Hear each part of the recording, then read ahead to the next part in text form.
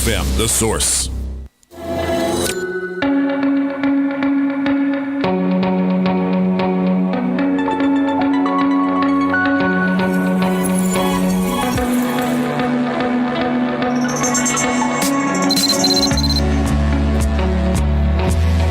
All right, 4 minutes after 10 o'clock. Thank you for tuning in. You know, I've often thought that when I retire, I'm still going to do radio, right? But I'm going to do it like a pirate radio station. Oh, okay. Like I'll just kind of have a little closet or something where I have a little, little transmitter, and I don't know. The next book we're going to talk about does have I don't know if it's considered pirate. It's in Russia, but oh my gosh, all the things you think about that you would like to do in regard, if you're a radio geek like I am, then you would probably enjoy at least that part of this story. This is a #1 best-selling book. It's called Nothing is Forgotten on Amazon right now. It is #1 in Jewish American fiction. It is written by our guest, Peter Golden, and Peter is an award-winning journalist whose interviewees include the oldest man in the world, Henry Kissinger. I say that facetiously. Ronald Reagan, Richard Nixon, George H.W. Bush, Alexander Haig, Israeli Prime Minister Yitzhak Rabin, Mikhail Gorbachev, and Nothing is Forgotten is a novel, but it is, I just haven't finished it. Did you finish it, Robin? Yes, I think it's marvelous. Oh, my gosh. It's absolutely outstanding. Peter Golden, good morning, Peter. It's an honor to have you on our show. Good morning. It's an honor to be on your show. Where are you? Where are you calling from? Albany, New York. Oh, all right. It would be more of an honor if I were in your studio and I was in Florida instead of Albany. You should come down here. Yeah, I used to drive to Albany all the time. I lived on Really? I lived on Long Island, and the lady I knew, long story, but I won't bore you with it. But anyway, she would always ask me to drive her to Albany, and I always did. And she put me up in a travel lodge, I think it was called. Mm-hmm. Yeah, separate rooms, though, right? Oh yeah, separate. I was a kid. She was way up there. She was like Barbara Bush's age or something. So Peter, thank you for being on the air with us. Was this fun to write this one, and does any of this come from anything real in your life? Absolutely. I mean, a lot of, I think, first of all, the attitude that kids had, American kids, about life in the 60s, especially in the early 60s, versus what Soviet baby boomers were going through, I think is real. And that was my life. I also wondered about all these people in my family that disappeared. I don't know anything about them on both sides. Did they disappear to Russia? In the Holocaust. Yeah, I don't know where they are. Oh, in the Holocaust. Okay. I don't know where they are. They're just gone. Whole wings of families. Wow, that is so sad. Well, yeah. Okay, now help me out with this historically. I was always under the impression that the Jewish people were getting out of Russia as quickly as they could. But in your story, he goes to Russia from Jersey, right? Well, what happens in the story is he's a disc jockey in Munich. He's broadcasting rock and roll into the Soviet Union. This is one of these little CIA operations. And someone tries to kill him. And the CIA officer, who has his sights set on some bigger issues, sends him to stay with these people who he knows are ultimately going to lead him where the CIA guy wants him to go. And they wind up back in Europe and going through France and the Netherlands and then back in the United States. They're looking for ultimately someone who's responsible for killing his grandmother. His grandmother's murdered in the candy store in New Jersey. Yeah. And he has no idea why. The police have no idea why, and they want to keep him safe. So he takes this job in Munich. And that begins this odyssey. But I don't know that it was a fun book to write, but it was certainly one that engaged me from start to finish, certainly because of the early part. Took in a lot of my life. I was a DJ for a while. And but going to Dachau, I wouldn't describe as fun. It was overwhelming. No. Yeah, right. And but some of the other places were beautiful, but you know why you're there. When you're in Europe, the war is present there in a way that it's not present in the United States, of course. And everywhere you go, there are these memorials. You just walking down the street, or you'll see a sign, here are the bullet holes for when the Germans were shooting at so-and-so, or here are the children that were taken out of the school and sent to Auschwitz. It's kind of overwhelming in Europe. But, I mean, they walk past it. They don't see it, I guess, the way that we do. But I found it fascinating from start to finish. What do you mean they don't see it the way we do? You mean they see it so much that they're kind of oblivious Right, to it? they walk past it, sort of the same way that if you walked past the Ford's Theater in Washington every day on their way to work, you might not think this is where Lincoln got assassinated. Yet people come from all over the world to look at that site, and I guess, yeah, so they yeah. see it differently. I hear what you're saying, and that's kind of. Well, I don't know if it's good or bad. I feel like it's good that we as Americans look at it because we don't realize. I guess we do realize. I mean, somebody like yourself, you have family members that were lost in the Holocaust. So, well, when I was in Dachau, interestingly enough, the place was mobbed with German school children. I mean, they spend. It's required, I believe, at the state curriculum is something like 6 weeks or 8 weeks on what happened while Hitler was in power. I mean, they take it very seriously. So those kids. Know something about it, probably in a way that a lot of our millennials don't. For example, I think it's something that 60% can't really explain what World War II was. So the German kids know what World War II was, as do the French kids, as do the Russian kids. Yeah. So did you write the book? Again, it's called Nothing is Forgotten, so that we wouldn't forget. Does the title give us sort of a hint as to the reason for the book?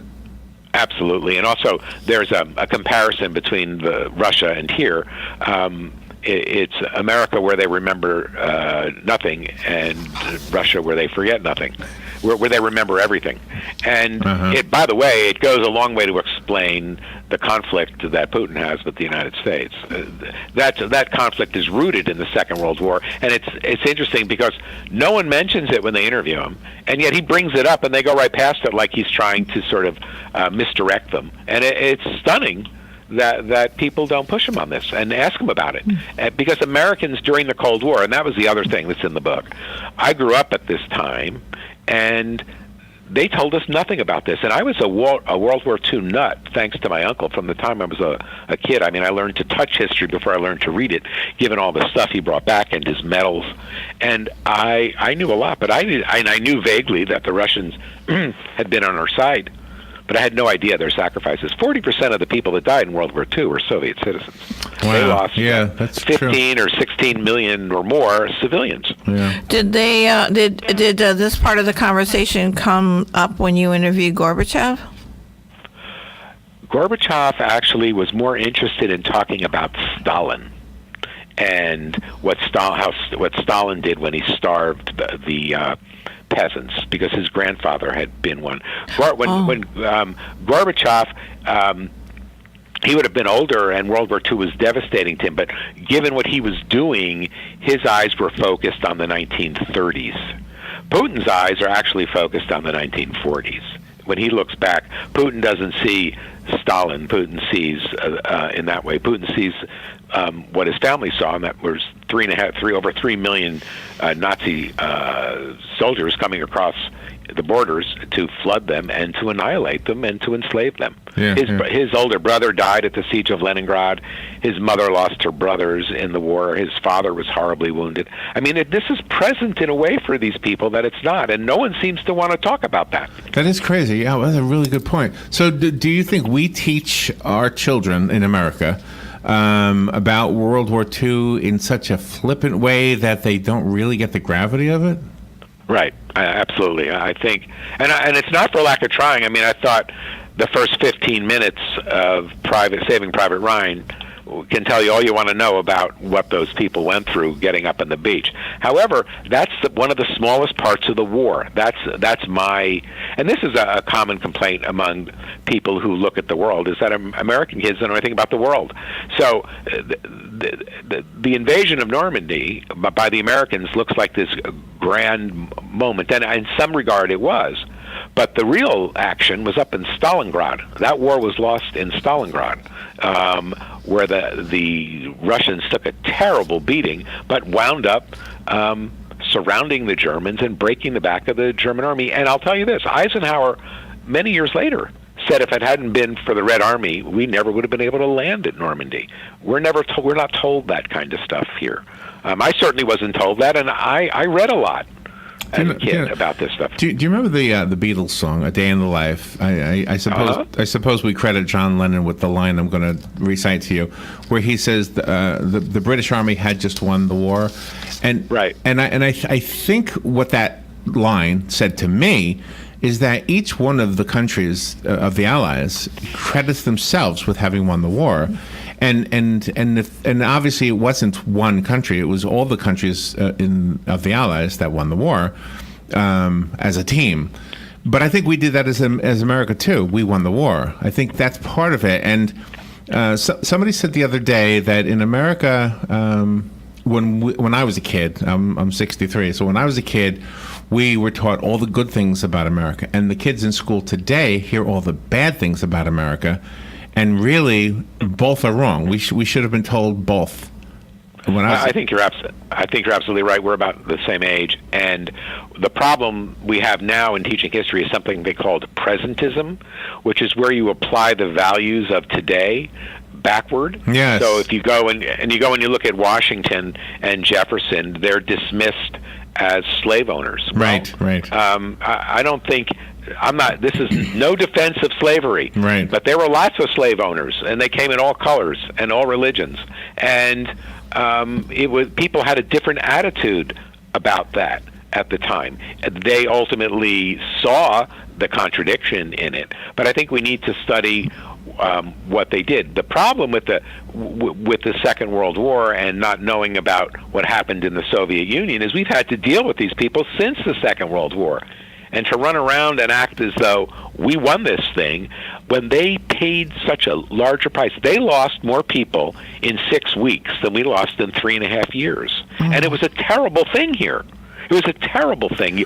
When you talk to people who were alive then, you interview them, they talk about this, the war being so present, the names that were, the gold stars that went up in the houses that lost a son or a father. And it was how horrible this was walking through these neighborhoods and the lists of high school graduates. Particularly, my mother told me she was a little young, she was like 17, and that in the summer of 1944, she would go to the Jersey Shore, and that summer, this would have been after D-Day, the names started coming back. It was like all the teenagers that had been at the shore the summer before were dead. And it was a horrible thing. So here, but let me tell you this, in 1923, all the boys born in 1923 in the Soviet Union, by the end of the war, 80% of them were dead. They would have been teenagers when the Nazis invaded in June of 41. Gosh. They would have been 17 or 18. At the end of the war, 80% of them were gone. If you remember, if you're 63, you remember those pictures of the Soviet Union where women are doing everything. It wasn't that they were liberated. It was that all their men were dead. Or lots of men were dead. Exactly. No, absolutely. Yeah, I know. In your book, music plays an important role. Oh, absolutely. Are you kidding? That was, I mean, as I wrote the book, and it's great you quoted A Day in the Life, I had this image that I couldn't get out of my head. It was John Lennon in sort of like he looked in the White Album, standing next to some crew-cut Ivy Leaguer in the CIA, and they're sort of holding hands. And they're figuring, together we're going to do this. And I just laughed so.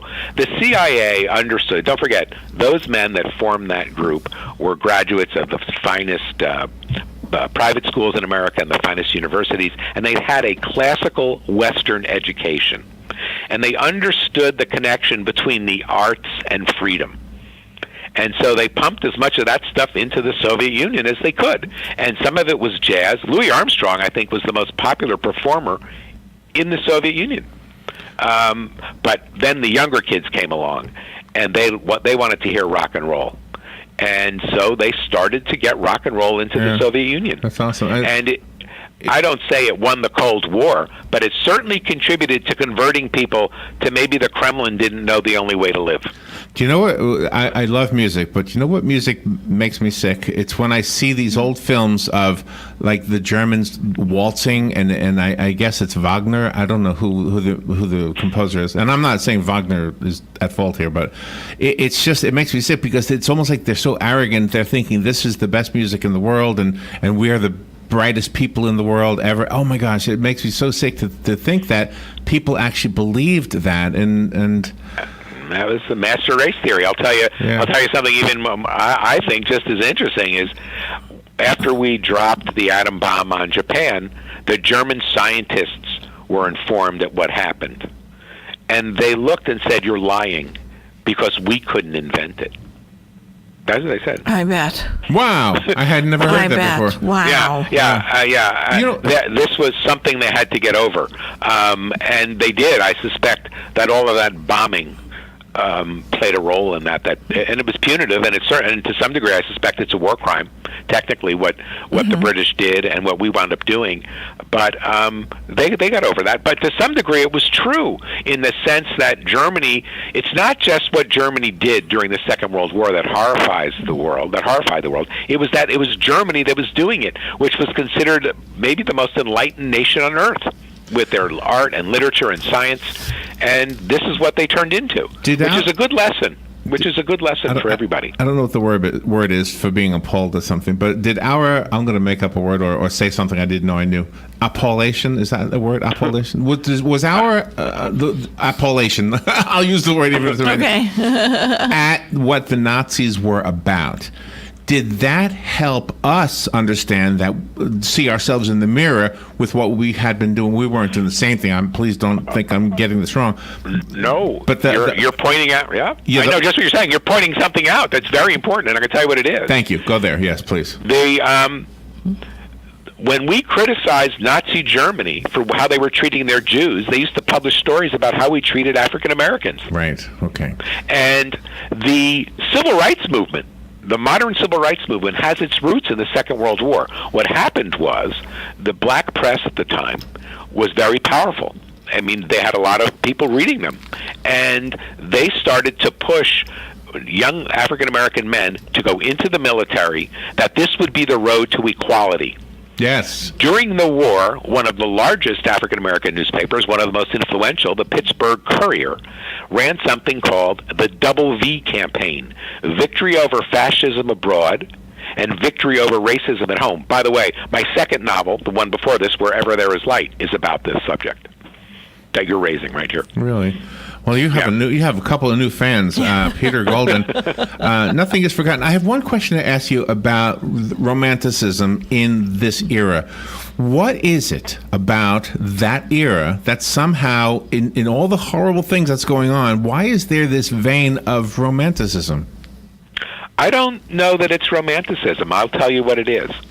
That people my age, your age, were raised in many traditional ways. So we still had pretty traditional ideas of behavior.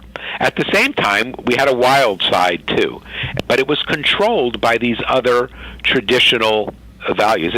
Also, I think men and women, relationships between men and women were easier to negotiate in many ways. It wasn't that women didn't go out and get work and do all kinds of things that men did, but there was sort of a casual agreement about how business would be conducted between the sexes. And I think that made people more comfortable. I think there's a lot of anxiety loose in our culture because when anything goes, people get confused.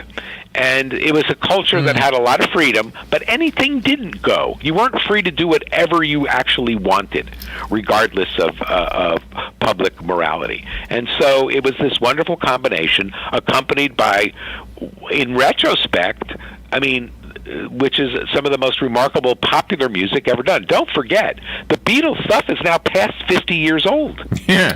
Right. I mean, Sgt. Pepper's is 51 years old. That means that I think one of their most remarkable albums with Michelle and In My Life and Rubber Soul is older than that. And then, of course, the earlier tunes, we're talking 55. Yeah. So if you were born the day the Beatles showed up in America, you're old. You also bring up Picasso in the book. The greatest artist of the 20th century. Not necessarily the greatest painter, but certainly the greatest artist. And there's a whole backstory about the grandmother and art. And I brought Picasso because he was so representative of the modern. And Picasso would have had a very long view. If you think we have a long view now because we were of our age when we were born, imagine Picasso's view of Auschwitz. He was born in the 19th century. He painted Guernica.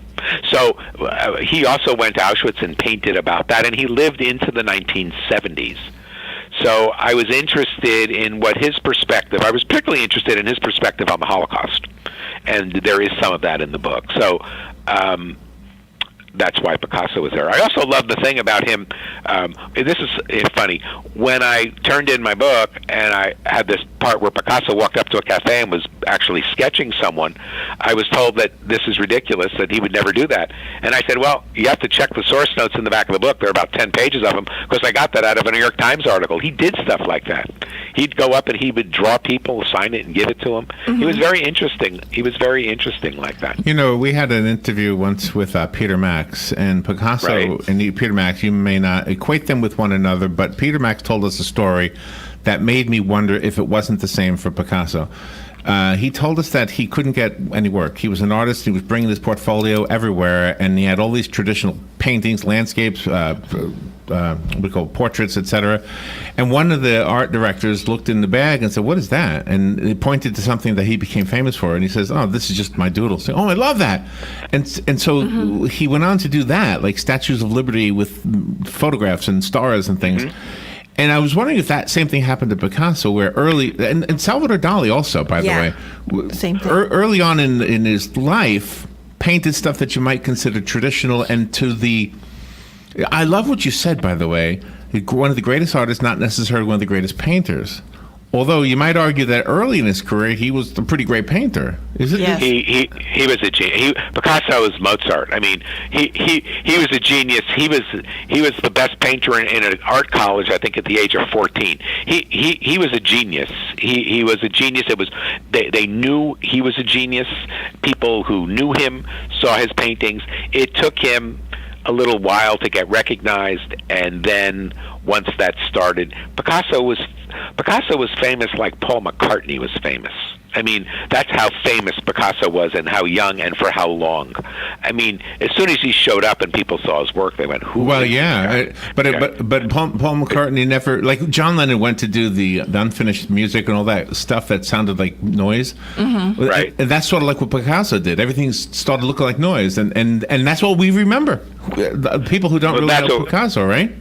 He changed art. He helped to change art. He also worked in a lot of mediums. That's why I say he's the greatest artist of all time, and he was absolutely fearless. And this is a great message for anyone over a certain age. He worked until the very end. It gave his life meaning. He saw no reason not to. And I think that's a good lesson for everyone to learn, regardless of what they do. What was the guy's name in the book? Der Schmuggler, yeah. I just love that name, by the way. I just love that name myself. I got a kick out of that name. You have a lot of different locations in the book also, which is amazing. Yes, I do. I traveled a lot, and that's the thing, you know, Europe was terribly impacted by the Holocaust, and so I wanted to get to these places. And so you're in Paris, you're in Nice in the south of France, which is another unexplored place about the Second World War and the Holocaust. And what's so interesting in Europe is, in Nice, you can go to the hotel where the Germans put the Jews before they put them on the train to Auschwitz. The other lesson in Nice is perverse. What happened was the Italians were in charge of Nice, and they weren't going to send any Jews to concentration camps. So when they lost the war, which we would think of as a good thing, right, the Germans took over. So it was one of these sort of unintended consequences, and it didn't work out all that well for the people on the trains. But that scene in the cemetery, which I'll let people discover when they read the book, I didn't know that cemetery was there, and I walked past that memorial, and I was absolutely floored. In fact, I said to my wife, really? I'm reading it. It's in French. I said to my wife, I said, am I reading that right? And she said, yeah. So it was a horrible thing. They put it up, the Jews of Nice, and it was stunning. And that's where I got the idea for that scene. So that's why I travel so much, to look around. Oh my gosh, this is such a great interview. Every once in a while we have a golden one, right? Hey, Peter Golden. Oh, there you go. Peter Golden. Thank you. Nothing is Forgotten is the book. I hate to give it away. It's a good one. Yeah, it is a good one. I'll get my own. You don't have an audiobook of this one, do you? I'd love to hear you reading your own book. Thank you. You've got an Anthony Bourdain way of talking. Yeah, you're very, very I don't know what that conversational. means, really, but I don't know what that means either. I'm gonna go with it's a compliment. Oh, it is a compliment. Yeah, I can. Okay. Say it. All right, so I have a copy of the book. If you would like it, give me a call. I'll put it on the desk for you here, and you can come pick it up. I have to go buy my own because I didn't finish it. The rest of us, I did find that on Amazon. It's number one right now in, I can't remember which category now, but it's number one in one of the categories. Do you have a website, Peter? PeterGolden.com. Easy enough. You want to say hello to one of your fans? Let me get one of these on here. Good morning. You've got the book. Who's this? It's Marshall. Marshall, you've got the book. You can come pick it up anytime. All right? Yep. Thank you. Well, there you go. Boy, you got a hot one on here. The phone lit up for this one. Peter, I'm glad. Peter Golden, thank you so much for taking time out of your day. Thanks for having me. You just gave us a really great interview, and I can't tell you how much we appreciate it. Thank you. Thank you. Bye now. All right, we'll be right back.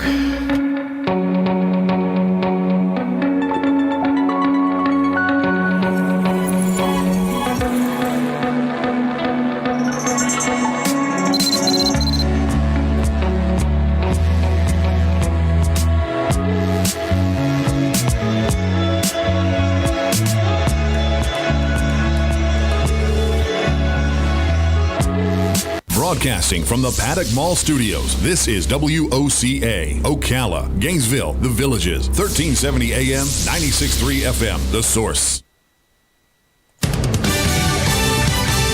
Fox News Radio, I'm Chris Foster. Former President George W. Bush says it's the end of a beautiful life. His mother, Barbara, died at her home in Houston, 92 years old. Her son and daughter-in-law, Laura, tell Fox